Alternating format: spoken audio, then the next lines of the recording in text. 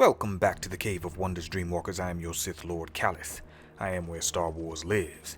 And today I want to talk to you all very briefly about a theory that came to mind after watching this last episode of The Mandalorian, The Sin. I believe the reason why Mando is so determined to help and concerned with Baby Yoda's safety is because he was saved by a Jedi. Now, why do I think this? Okay.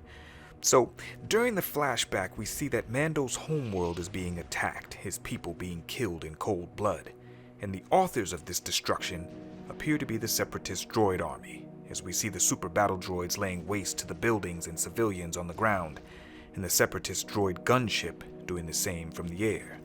So clearly this attack is taking place during the Clone Wars, which took place 22 to 19 years before the Battle of Yavin. Mando looks like he could be anywhere from 8 to 12 years old in this scene. This series takes place 5 to 7 years after the Return of the Jedi, which took place 4 years after the Battle of Yavin. All things considered in the timeline, our hero would be in his late 30s or his early 40s for this series. That said, the potential for a Jedi rescue is valid. Now, why do I think it was a Jedi that rescued him? Well, there are two reasons. First, his response and connection to the child. Now, as a father, I understand the paternal instinct, the primal drive to save a child that is in danger. But this appears to be something different. There is a connection that our hero has made with this child. Through the Force, maybe? Or does he somehow feel obligated, maybe even responsible, for ensuring the survival of the Jedi Order after being saved by a Jedi on his homeworld?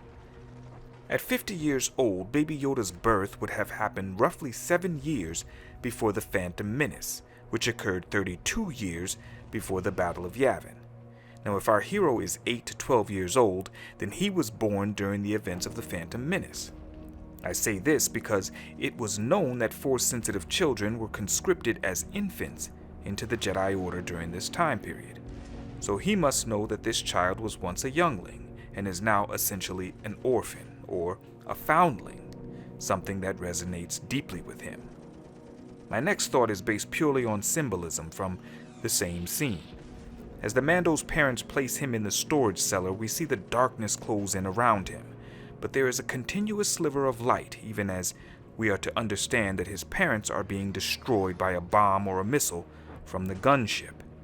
And as the super battle droid finds him, there is only a split second of darkness before it opens the cellar door and the light rushes in again.